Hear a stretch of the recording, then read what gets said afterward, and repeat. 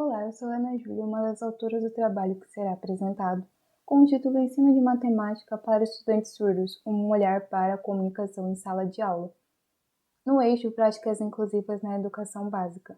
O trabalho foi desenvolvido por mim e pelo orientador doutor Denner Dias Barros. Então, para introduzirmos o trabalho de hoje, a educação de surdos é debatida por diversos campos educacionais, especialmente educação matemática. É nesse contexto que Borges vai afirmar que é importante reconhecer a presença de uma língua distinta, a Libras, e suas particularidades, que coexistem no ambiente escolar com as características específicas da linguagem matemática. Então, Borges vai estabelecer que é essencial associar a língua de sinais, a língua brasileira de sinais, Libras, com o ensino de matemática para estudantes surdos.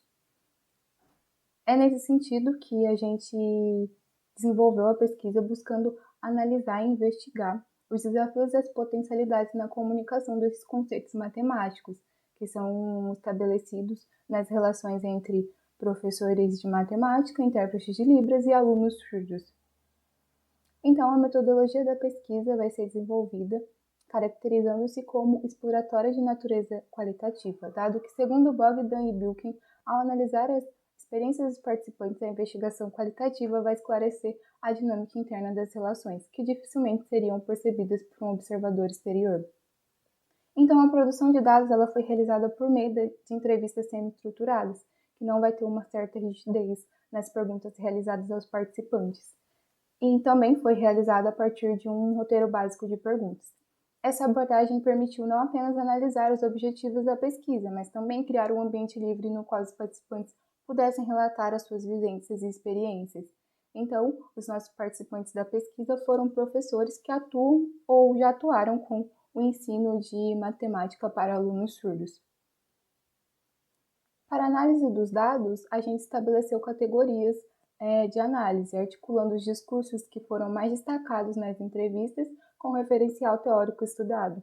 Então, em específico, vou apresentar aqui o que foi analisado sobre o papel mediador do professor de matemática na transmissão de conceitos matemáticos a esses alunos surdos. Os dados vão revelar que todos os professores entrevistados compreendiam a necessidade de mudança de suas práticas docentes, que antes eram pautadas somente para o ouvinte, para que garantisse a efetividade no processo de ensino e aprendizagem do estudante surdo.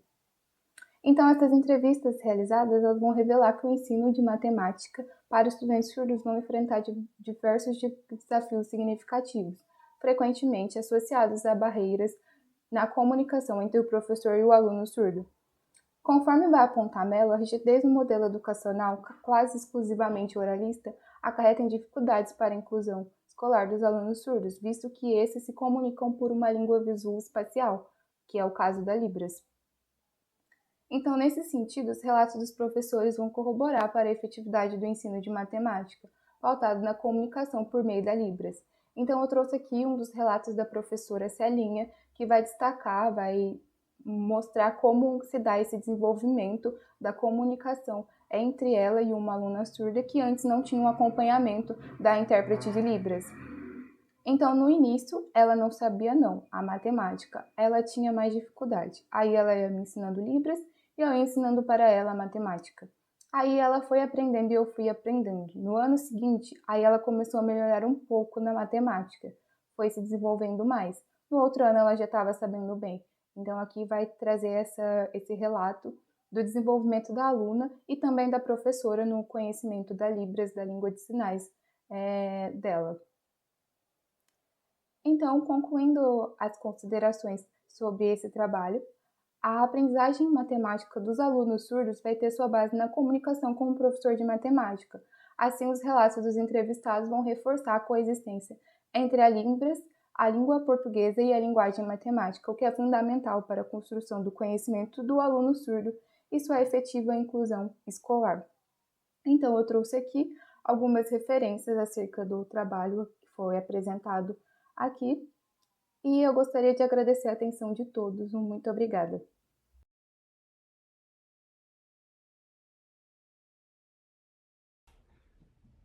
Boa tarde a todos. Me chamo Josiane Gonçalves. Sou uma mulher de cor clara de olhos castanhos, cabelos lisos soltos, uso óculos de armação marrom, estou vestindo uma roupa florida, predominantemente na cor verde, e atrás de mim há uma parede branca.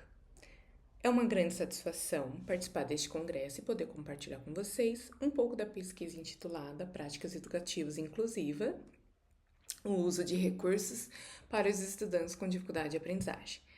Ela foi desenvolvida no programa de pós-graduação em educação da Universidade Federal de Mato Grosso do Sul, com o apoio total da CAPES e com a coautoria de Eladio Sebastião Herdeiro.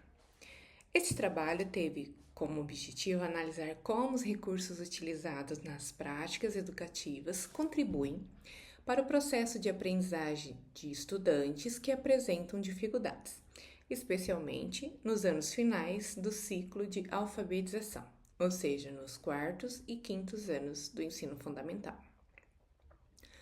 Falar em inclusão vai muito além de garantir a matrícula dos estudantes. É necessário pensar na organização da escola, principalmente na atuação dos professores, que precisam estar preparados para desenvolver práticas pedagógicas fundamentadas nos princípios inclusivos, capazes de promover o desenvolvimento de todos os estudantes.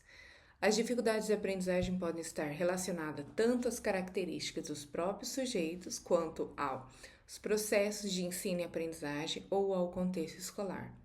Como apontam Correia e Martins, essas dificuldades podem ser percebidas por meio de alterações na linguagem, na memória, na atenção, na motricidade fina, no domínio de conceitos matemáticos, na desorganização temporal, entre outros aspectos. Diante disso, buscamos compreender quais recursos os professores utilizam em suas práticas para atender os estudantes com dificuldade de aprendizagem e de que forma essas práticas se configuram dentro do contexto da escola. Trata de uma pesquisa qualitativa do tipo estudo de caso realizada em 2 escolas de rede pública dos anos iniciais do ensino fundamental, especificamente nas turmas de 4º e 5º anos. Foram adotados 2 instrumentos de coleta de dados: a análise documental do projeto político-pedagógico da escola, visando compreender as diretrizes e os recursos institucionais disponíveis, e também um questionário semi-estruturado, aplicado a professores, à coordenação pedagógica, aos gestores escolar, com questões sobre identificação das dificuldades de aprendizagem e as práticas desenvolvidas. Os dados revelaram que as práticas pedagógicas inclusivas se estruturam, sobretudo, a partir da utilização de recursos didáticos e estratégias metodológicas diferenciadas. Entre os recursos mais citados pelos professores estão mapas, livros, material dourado, ábacos, painéis de leitura, jogos pedagógicos e materiais de papelaria. Além disso, o uso de música, brincadeiras, teatro, bingo de palavras e da tabuada foram apontados como estratégias que favorecem a motivação e o engajamento dos estudantes. Um ponto interessante destacado foi a construção de materiais junto aos alunos, como na atividade relatada por uma professora, que utilizou jujubas e palitos para trabalhar sólidos geométricos, tornando a aula mais concreta e significativa. Outro aspecto observado foi o uso da tecnologia, ainda que de forma tímida, aparecendo apenas no relato de uma professora que utiliza a sala de informática e recursos digitais como vídeos, áudios e softwares educativos. No entanto, quando analisamos estratégias curriculares, percebemos uma lacuna importante. O projeto político-pedagógico contempla ações voltadas aos estudantes da educação especial, como a presença da sala de recursos e planos individualizados, mas não há registro de práticas diferenciadas ou de adaptações curriculares específicas para os estudantes com dificuldade de aprendizagem.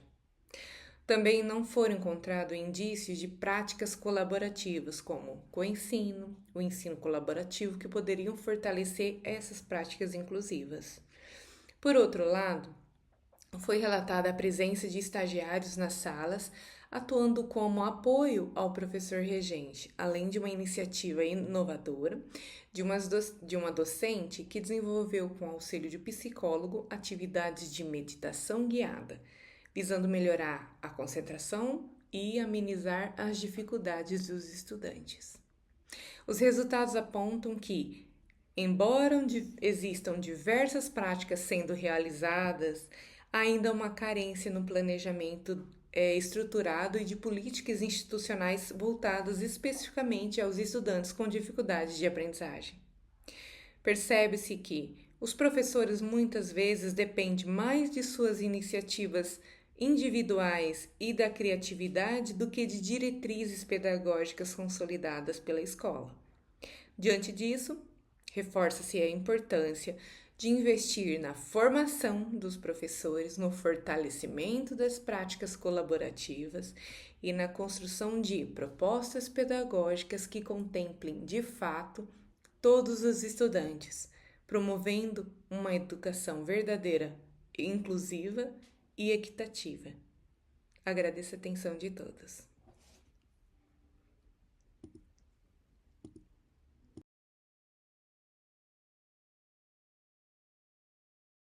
Olá, eu sou a Laura da Silva Nardello, estudante do curso de Pedagogia da Unesp de Marília.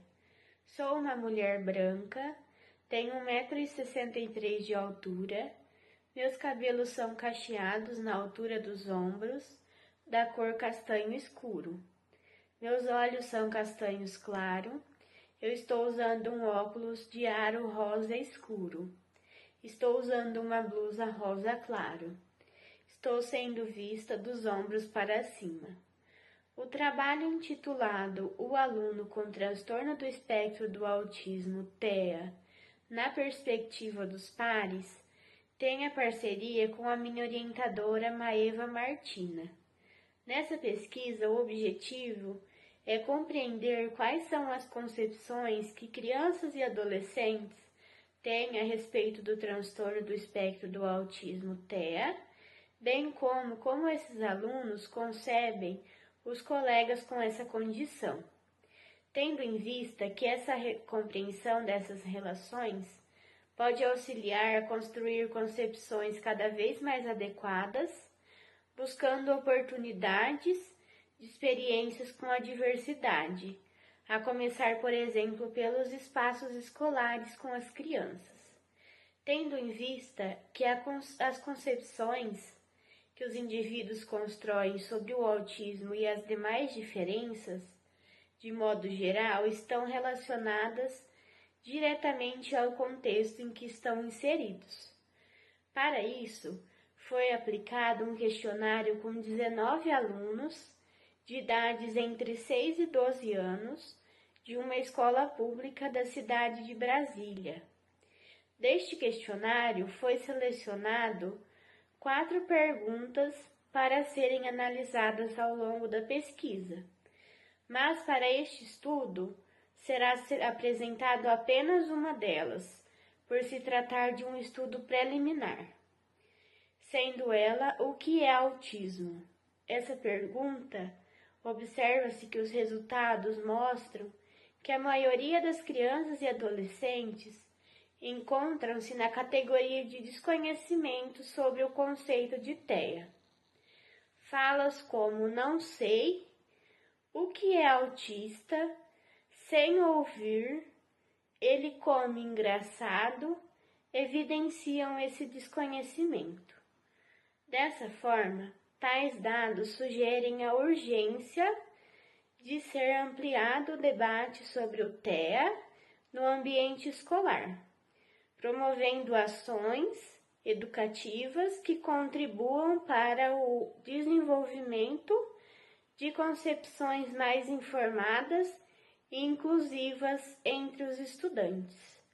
Para esse estudo, algumas das referências utilizadas foram Souza 2010, com o título Concepções de Crianças Não Deficientes acerca das deficiências, estudo realizado com crianças de 4 a 6 anos de idade, Dias 2023, com o título Percepções de Crianças e Pré-Adolescentes sobre o Transtorno do Espectro do Autismo, e Reis 2023, com o título Concepções de Crianças e Pré-Adolescentes sobre o Transtorno do Espectro do Autismo, TEA. Muito obrigada pela atenção.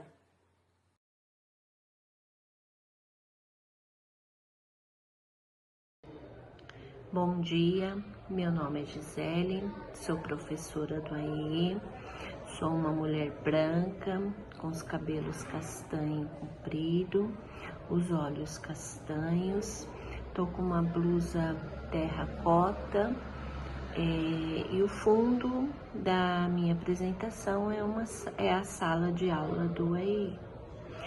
Vou falar agora sobre um relato de experiência. Esse relato de experiência, ele deu título ao projeto que se chama Práticas Pedagógicas, Jogos e o Ensino da Matemática na Educação Inclusiva. O objetivo desse relato de experiência é compartilhar com vocês as reflexões do nosso primeiro encontro de conselho de classe. O que é o conselho de classe? O conselho de classe é um encontro entre a equipe gestora e os professores da unidade escolar. Nós estamos em uma escola que atende 965 alunos do ensino fundamental 1, a escola localizada na macro-região do estado de São Paulo. Esse conselho de classe, ele se deu após uma sondagem feita com os alunos de toda a escola, né? Se fez a sondagem e depois é feito o conselho de classe. Primeiro uma sondagem inicial, depois uma sondagem depois de uns 20 dias, mais ou menos. E foi unânime quando na discussão os professores falaram sobre a dificuldade dos alunos em matemática, a dificuldade em realizar as 4 operações e também a dificuldade em soluções de situação-problema. Uma professora, inclusive a fala de uma professora, ela falou assim que nós precisamos ensinar agora os alunos a pensar, porque os alunos não conseguem mais pensar. E uma das professoras do 4º ano, ela relatou uma prática que ela estava fazendo junto com os alunos dela na sala, que era utilizando jogos. Foi aí onde surgiu o projeto de jogos para aprendizagem de matemática, né? Começou a se desenvolver em toda a escola, todas as salas. Nós começamos a utilizar jogos de figuras geométricas, que inclusive o professor de artes utilizou nas suas aulas. Foi utilizado jogos de xadrez, que o professor de educação física também utilizou na sua sala. Utilizamos material dourado, ábaco, jogo de régua de frações. Utilizamos também vários jogos do PENAIC que nós temos na escola. E também desenvolvemos com os alunos os jogos africanos. Inclusive tem um jogo que eles gostam muito, que é o Mancala. Nós usamos as caixas de papelão que sobraram da cozinha, né, da merenda, e fomos desenvolvendo esses jogos junto com o professor de artes também. O projeto foi tão positivo, o resultado foi tão positivo, que os alunos quiseram levar esses jogos para a hora do intervalo, para eles ficarem jogando no momento do intervalo. Então agora já não tem mais aquela correria do intervalo, que as crianças saíam correndo, não. Você chega na quadra, eles estão tudo sentado em algum lugar jogando. Então é muito positivo, foi um resultado muito positivo para a nossa escola. Um abraço.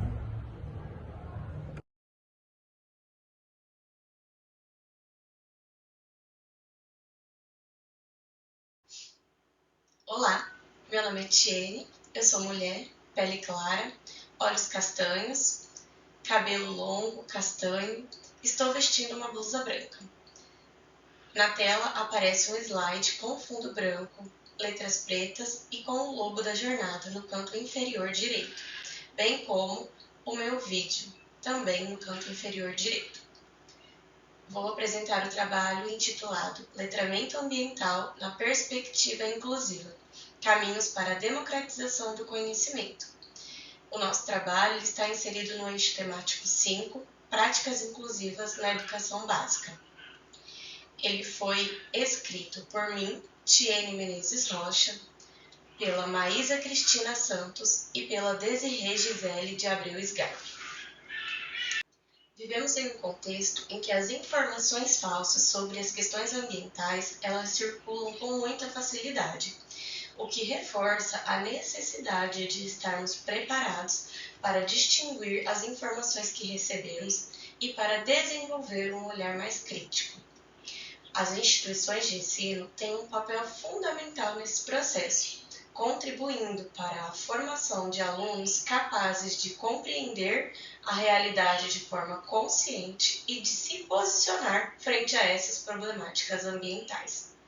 Mas, para isso, é preciso considerar as singularidades de cada aluno, principalmente dos estudantes com deficiência, garantindo um acesso de todos ao conhecimento. O nosso trabalho, ele surge desta necessidade de como promover o letramento ambiental de forma inclusiva. O nosso objetivo foi apresentar um caminho para o letramento ambiental, considerando a perspectiva inclusiva, ou seja, garantindo que os alunos com deficiência também sejam protagonistas no processo de construção de saberes ambientais. O nosso projeto foi desenvolvido em uma escola particular da cidade de Ilha Solteira, que fica no estado de São Paulo, durante as aulas denominadas Retomada, que são espaços de apoio pedagógico para alunos com deficiência ou com alguma dificuldade. As atividades de letramento ambiental restringiram-se aos alunos com deficiência após a autorização da direção e da coordenação. Nós dividimos o projeto em etapas, iniciando pela aplicação de um questionário diagnóstico com questões abertas e fechadas para entender o que os alunos já sabiam ou sentiam em relação ao meio ambiente, seguido de atividades de interpretação de textos com temas como sustentabilidade e preservação, e depois com atividades práticas, como cuidados do jardim sensorial do colégio e o plantio de mudas. A parte final do projeto consiste na reaplicação dos questionários, permitindo comparar as percepções antes e depois das intervenções. O nosso projeto se baseia nas ideias de Hildo Conso, que defende o letramento como um processo que vai além da simples decodificação de palavras. Para ele, o letramento é uma ferramenta de formação de sujeitos críticos e conscientes, que saibam utilizar a linguagem para compreender e transformar a realidade. Além disso, nós trabalhamos também com o conceito de letramento ambiental, baseado nos autores Moreno e Mafra, que ressaltam a importância de formar cidadãos capazes de agir frente às questões ambientais e dos desafios que vêm de toda essa problemática. Por fim, nós também adotamos uma perspectiva de educação inclusiva com base em Zilioto e Gise, que reforçam o direito de todas as pessoas à participação efetiva e equitativa nos processos educativos. As atividades do projeto ainda estão em andamento. Desta forma, os nossos resultados eles são preliminares. Nós já obtivemos a aprovação do colégio, realizamos a aplicação dos questionários iniciais e realizamos também as primeiras visitas ao jardim sensorial bem como o plantio de uma semente que será acompanhado durante o seu desenvolvimento pelos alunos. As próximas etapas incluem os trabalhos com os textos ambientais, ilustrações de temáticas discutidas, bem como a reaplicação dos questionários iniciais. Esse projeto ele busca estimular o senso de pertencimento, o cuidado e a responsabilidade socioambiental nos estudantes com deficiência. Ele reforça que a educação ambiental ela precisa ser acessível a todos, respeitando as individualidades e potencializando as capacidades de cada aluno. Eu trago aqui as referências que foram utilizadas para o desenvolvimento do nosso trabalho e agradeço a todos pela atenção. Muito obrigada.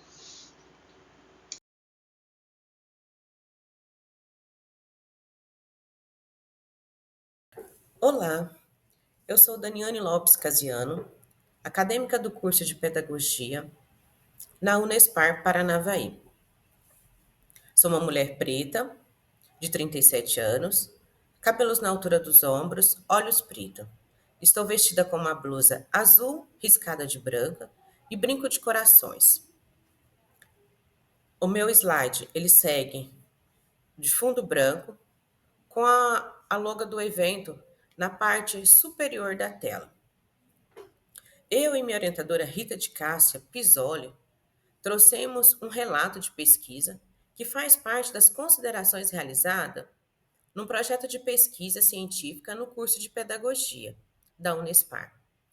Nossa pesquisa foi intitulada como Reflexões sobre Didática e o Desenvolvimento da Linguagem na Educação Infantil para Alunos PAEE. Nossa pesquisa insere no campo da educação especial, articulando-se com as áreas de psicologia e didática com foco na inclusão escolar. A partir da leitura de Martins Idade 2018, Vygotsky 2022 e Leontiev 2010, buscamos analisar como se dá o processo de desenvolvimento psíquico da criança, onde apontam a linguagem como um dos fatores mais importantes nesse processo, em especial na criança com deficiência. O objetivo foi refletir sobre o trabalho pedagógico fundamentado na teoria histórico-cultural e as possibilidades para a organização de ensino na educação infantil, considerando as perspectivas inclusivas. Tivemos com metodologia cunho conceitual bibliográfico, as reflexões foram fundamentadas na teoria histórico-cultural, com base em autores como Vygotsky, 2010, Leontiev, 2010, Martins, 2008, entre outros. Para a teoria histórico-cultural, a criança se constitui como sujeito a partir das relações sociais e do uso de instrumentos culturais, principalmente a linguagem. Martins e Idade 2018 enfatizam que a linguagem é essencial para o desenvolvimento psíquico. Essa ferramenta que reconfigura o cérebro em articulação com a educação, ensino e aprendizagem. A linguagem, tanto na forma oral como na forma escrita, tem papel central, pois ela promove a organização do pensamento e a construção do imaginário, sendo a leitura fundamental para o pensamento abstrato. Dentro do contexto da priorização do desenvolvimento, o planejamento intencional é fundamental para estruturar atividades que mobilizem avanços reais, respeitando as especificidades de cada fase e necessidade educacional. Chaves e Franco, 2017, eles trazem etapas como emocional direta, objetal manipulatória e brincadeiras de papéis. A fase emocional direta é os primeiros meses de vida, onde a comunicação acontece através do toque, da fala, do olhar e interações com objetos. A fase objetal manipulatória é o final do primeiro ano de vida. A criança inicia a fala, apresenta avanços motores, possibilitando maiores explorações do mundo ao seu redor. E a fase de brincadeira de papéis é onde as brincadeiras das crianças evoluem. Elas passam a imitar as ações dos adultos e utilizam objetos e se aproximando da compreensão sobre a atuação cultural na sociedade. Como esses objetos são utilizados pelos adultos na sociedade. Essas etapas, elas não evoluem naturalmente. Sem a mediação adequada, o desenvolvimento pode estacionar ou até mesmo regredir. De acordo com Chaves e Franco 2017, a estimulação precoce, a mediação intencional do adulto e a organização do espaço e materiais que favoreçam a exploração são práticas fundamentais para o desenvolvimento infantil, em especial na criança com deficiência. Vygotsky, 2022, no livro Defectologia, ele destaca que a deficiência não deve ser vista como falta, mas como um ponto de partida para o desenvolvimento por meio da compensação. A deficiência impulsiona o sujeito a encontrar novos caminhos de desenvolvimento, tornando-se um motor de formação para a personalidade. O professor tem um papel fundamental, o de planejar atividades de práticas inclusivas, buscando brincadeiras que interagem alunos uns com os outros, no toque intencional, no estímulo da linguagem oral por meio de cantigas, de contação de história, por meio de literatura ou até mesmo de narrativa inventada, né? Utilizando sempre imagens e objetos, buscando assim aprendizagem e internalização de conceitos, palavras com significado e contexto. Portanto, assim tivemos resultados preliminares, porque nossa pesquisa ainda continua. Sob a ótica da teoria histórico-cultural, o desenvolvimento da criança está fortemente associado à linguagem. O professor, como mediador desse processo, ele deve planejar intencionalmente atividades que respeitem as fases do desenvolvimento, compreendendo a grande relevância do brincar, da organização do espaço em sala de aula, considerando sempre atividades inclusivas. Aqui estão algumas referências que foram utilizadas no nosso texto. Eu agradeço pela oportunidade.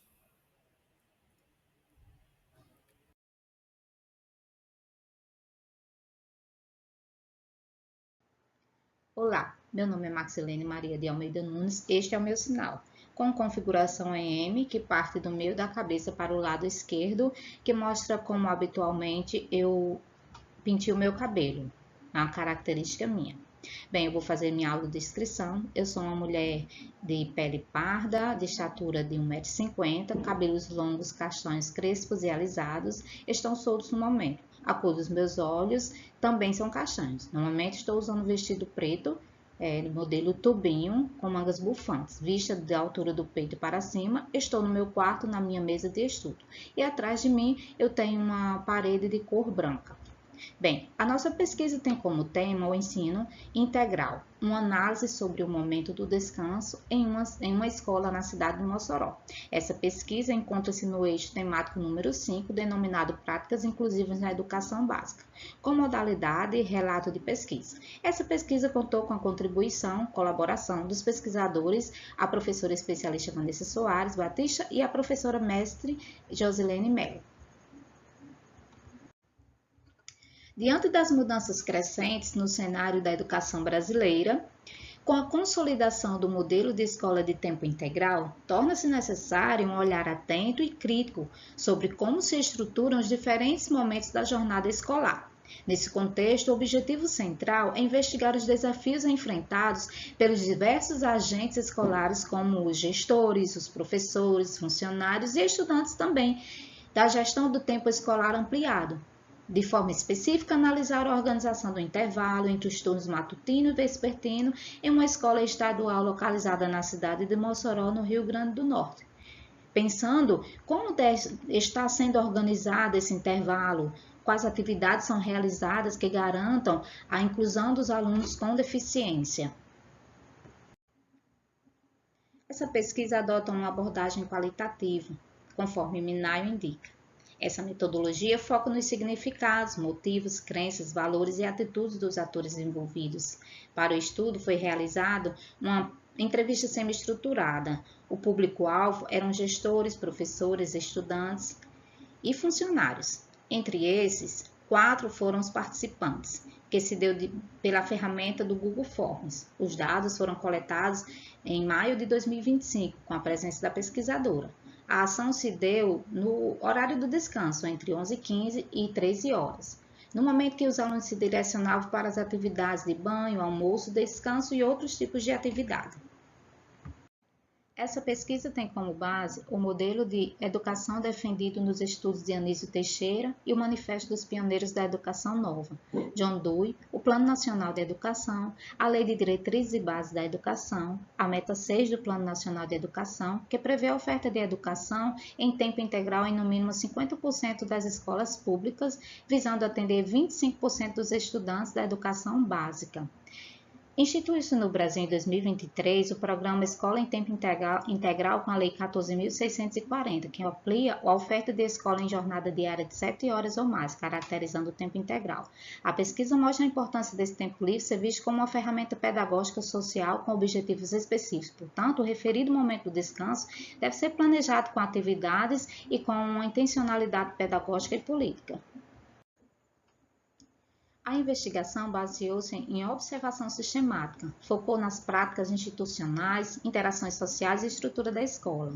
Na questão sobre o espaço, o participante 1 citou o refeitório, pátio, área externa, biblioteca e quadra, revelando insatisfação com a estrutura da escola. Quanto às atividades realizadas nesse período, o participante 4 mencionou o uso da quadra, aulas de violão 2 vezes por semana, jogos como dama, dominó e pega-vareta, apontando a necessidade de melhor planejamento. Por fim, foi identificada uma principal dificuldade, que foi a falta de estrutura, que contribui para o aumento de conflitos e de ansiedade entre os alunos. A pesquisa alcançou seu objetivo, ao analisar os desafios e potencialidades no ensino em tempo integral. Os resultados preliminares indicam entraves no desenvolvimento estudantil. Esses entraves limitam o pleno desenvolvimento de competência. A escuta qualificada dos desenvolvidos foi crucial. Revelou inquietações coletivas, impulsionando uma reflexão sobre a realidade educacional. A construção de estratégia para uma transformação visa consolidar uma escola mais inclusiva e socialmente comprometida. Aqui deixo as referências utilizadas para a nossa pesquisa. Obrigada.